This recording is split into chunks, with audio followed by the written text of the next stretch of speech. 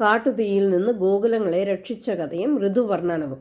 ത്വയി വിഹരണലോലേ ബാലജാലൈ പ്രലംബ പ്രമദനസവിലംബേ ദേനവ സ്വൈരചാരാः തൃണകുതുകനിവിष्टा दूरदूरं चरन्त्यः किमपि विपिनमैषी काक्यमीषां बभूवुः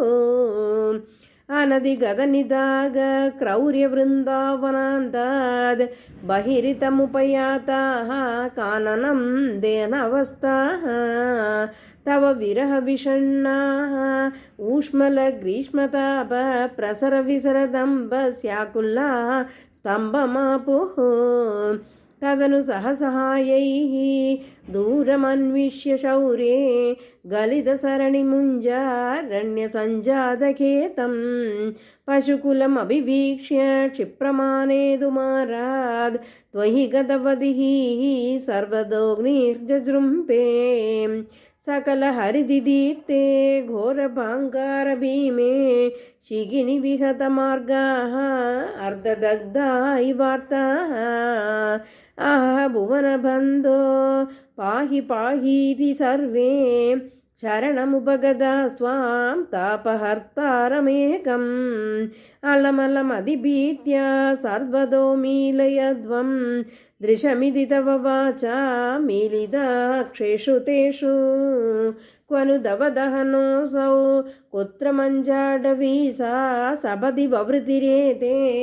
हन्दभाण्डीरदेशे जय जय तव माया केयम् ईशेदि तेषां नुदिभिरुदिदहासो बद्धनानाविलासः पुनरपि विपिनान्दे प्राजरपाडलादि प्रसवनिकरमात्र ग्राह्य घर्मानुभावे त्वयि विमुखविमोच्चैः तापभारं वहन्तं तव भजन वदन्तः पङ्गमुच्चोषयन्तं तव भुजवदुदञ्जद्भूरितेजप्रवाहं तव समयमनैषी यामुनेषु स्थलेषु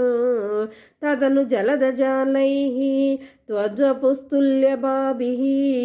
विगसदमलविद्युत्पीदवासो विलासैः सकलभुवनभाजां हर्षदां वर्षवेलां क्षितिधरकुहरेषु स्वैरवासी व्यनैषीः कुहरतलनिविष्टं त्वां गरिष्ठं गिरीन्द्रः शिखिकुलनवकेका कागुभिस्त्रोत्रकारी स्फुटकुडजगदम्ब स्तोमपुष्पाञ्जलिं च प्रविदतदनुपेजे देवगोवर्धनोऽसौ अध शरदमुपेदां तां भवद्भक्तचेतो विमलसलिलपूरां मानयन् काननेषु तृणममलवनान्ते